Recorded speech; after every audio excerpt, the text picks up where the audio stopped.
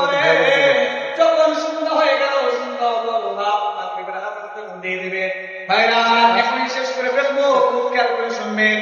ওই রাখাল যখন রাস্তার পাশে উঠলো, উঠার পরে দেখতেছে সুন্দর চাকচিক্য একজন যুবতী নারী তার সামনে দিয়ে যাচ্ছে। ওই নারীকে বললো, আরে যুবতী, তোমার সুন্দর চেহারা আমার অনেক ভালো লেগেছে, আমি তোমাকে বিবাহ করবো, তুমি কি আমার সাথে বিবাহ করবা? সুন্দর যুবতী নারী বললো, আমার কোনো সমস্যা নাই, আমি আপনাকে বিবাহ করবো। তখন বিবাহ করতে হলে কাজী সাহেবের কাছে যাওয়া লাগে কি লাগে না? আর বলেন, কাজী সাহেবের কাছে যাওয়া লাগে কি লাগে না? বিবাহ করার জন্য ওই রাখাল যখন যুবতীকে নিয়ে যখন কাজী সাহেবের অফিসের মধ্যে চলে গেলেন, যাবার পরে কাজী সাহেবকে বলে, কাজী ভাই, ওই আপনি চলতে করে বাইরে আসেন। বাইরে আসার পরে কাজী সাহেব বলে, কি হয়েছে তোমাদের, কি হয়েছে, চিল্লা চিল্লি কেন করো? বলে, ভাই, আমি তাকে বিবাহ করতে চাই, সে আমাকে বিবাহ করতে চায়। ওই কাজী সাহেব যখন ওই যুবতীর দিকে তাকাইলো, কাজী সাহেবের আর কথা ঠিক নাই। কাজী সাহেব যুবতীকে বললো, বলে যুবতী, সে একজন রাখাল, তার কোনো টাকা পয়সা অর্থ সম্পদ কিছু নাই, তোমাকে সে সুখে রাখতে পারবে না, তোমাকে সে ভালো চালাইতে পারবে না। আমি কাজী সাহেব মানুষ, আমার অনেক টাকা পয়সা রয়েছে, আমি তোমাকে সুখে শান্তিতে রাখবো। চলো চলো, আমি তোমাকে বিবাহ করবো, তুমি আমার সাথে বিবাহ বসে যাও। এখন ভাইয়ের আমার বন্ধুগণ, আপনাদের কাছে একটা প্রশ্ন, রাখাল বিবাহ করার জন্য মেয়েটাকে নিয়ে গেল, আর যখন কাজী সাহেব ওই মেয়েকে বললো, আমি তোমাকে বিবাহ করবো, এখন রাখাল আর কাজী সাহেবের মধ্যে বন্ধ হবে কি হবে না? আর উপরে বলেন, ঝামেলা হবে কি হবে না? কাজী সাহেব আর রাখালের মধ্যে যখন ঝামেলা হয়ে গেল, দুনিয়ার এলাকার মধ্যে যদি ঝামেলা হয়, যদি মারামারি কাটাকাটি হয়, আমরা থানা থেকে পুলিশ এসে সেটা সমাধান করে কি করে না? নেতার কাছে গিয়ে আমরা সেটা সমাধান করে কি করে না? কাজী সাহেবের রাখালের মধ্যে যখন ঝগড়া লেগে গেল, কাজী সাহেব বলতেছে, চলো চলো, আমরা এখন থানার মধ্যে যাবো, আমরা একজন সরকারি কর্মকর্তা, সরকারি লোকের কাছে যাইব।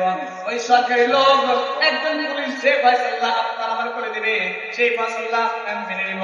এখন কাজী সাহেব আর রাখাল সাহেব যখন থানার ভিতরে চলে গেলেন, থানার ভিতরে যাবার পুলিশ ভাই, কই কই আপনি চলতে করে একটু বাইরে আসেন। পুলিশ বলল, কি হয়েছে, আপনারা এত চিল্লা হাল্লা কেন করেন, চিল্লা পাল্লা কেন করেন? বলে, কোনো সমস্যা না। রাখাল বলে, আমি এই যুবতীকে প্রথম দেখেছি, আমি তাকে বিয়ের প্রস্তাব প্রথম দিয়েছি, আমি তাকে বিয়ে করতে চেয়েছি, ওই আমার বিয়ে করতে চেয়েছে, আমি বিয়ে করার জন্য কাজী সাহেবের কাছে গেলাম। যাওয়ার পরে কাজী সাহেবকে বললাম এই বিস্তারিত ঘটনা। কাজী সাহেব আবার বলতেছে, আমি তাকে বিয়ে করবো, তোমার বিয়ে করতে হবে না। পুলিশ যখন বললো, ওই তোমরা যাকে বিয়ে করতে চাচ্ছ সেই সুন্দরী যুবতী নারীটা কোথায়? ওই সুন্দর যুবতী নারীটা যখন পুলিশের সামনে গেল, পুলিশ এক বাক্যে বলল, যুবতী, একজন রাখাল আর একজন কাজী সাহেব, তাদের টাকা পয়সা কিছু নাই, আমি একজন সরকারি কর্মকর্তা, আমার টাকা পয়সার কোনো কিছু অভাব নাই, আমি তোমাকে বিবাহ করবো, তুমি কি আমার সাথে বিবাহ করার জন্য রাজি হয়ে যাবা? যুবতী বলল, এক সপ্তাহ আমি তিনজনকে বিবাহ করতে পারবো না, তবে আমি আপনাদেরকে একটা শর্ত দিব, এই শর্তটা যদি পালন করতে পারো তাহলে আমি আপনাদেরকে বিয়ে করবো। পুলিশ কাজী সাহেব রাখাল বলল, কি শর্ত রয়েছে আপনাকে, আপনি জলদি করে বলেন। এই যুবতী বলল, আপনাদেরকে আমি একটা শর্ত দিব, শর্তটা হলো আমি আগে আগে ভোট দিব, আর পিছন দিক থেকে আপনারা ভোট দিবেন। কাজী সাহেব, রাখাল সাহেব আর পুলিশ সাহেব এই তিনজনের মধ্যে কে যে আগে আমাকে ছুটি পারবে, আমি তার সাথে বিবাহ বসবো।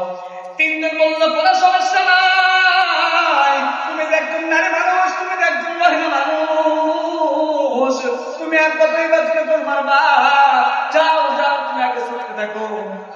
এই কথা বলার পরে যখন এই যুবতী নারী যখন ছুটতে লাগলো, এই তিনজন পিছনে ছুটতে ছুটতে ছুটতে ছুটতে হঠাৎ করে এই তিনজনের সামনে একটা গর্ত চলে আসলো।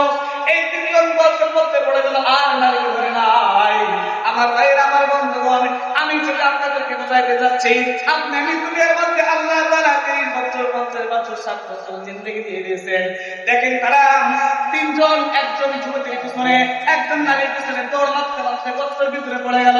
আপনি আমি দুনিয়ার মধ্যে চিরকালের জন্য থাকবো না, আপনি আমি এই রকম জীবন যাপন করতে করতে আপনার আমার নামে খবর নামে আসবে কি আসবে না? আর উপরে বলেন, আসবে কি আসবে না? আমার ভাইরা, আমার বন্ধুগণ, কবরের গর্ত যখন আপনার আমার সামনে চলে আসবে, তখন দুনিয়া আপনার আমার বাঁচাইতে পারবে না। যে সুন্দর যে যুবতীর নারীর পিছনে তুমি আমি চলতেছি, এই সুন্দর এই যুবতী নারী তোমাকে জান্নাতে নিয়ে যেতে পারবে না। এই সুন্দর এই যুবতী নারী শুধুমাত্র দুনিয়ার সৌন্দর্য, আখিরাতের সৌন্দর্য নয়। আখিরাতের সৌন্দর্য আল্লাহ তাআলা আখিরাত পড়া, পাঁচ ওয়াক্ত নামাজ পড়া, আল্লাহ তাআলা জিকির আজকার করা, রাসূলের সুন্নাহ মোতাবেক জীবন যাপন করা। আমার ভাইয়ের, আমার বন্ধুগণ, আল্লাহ রাব্বুল আলামিন আমাদের সবাইকে দুনিয়া থেকে না হইয়া আখিরাতের বন্ধু হওয়ার তৌফিক দান করুন। আল্লাহুম্মা আমিন।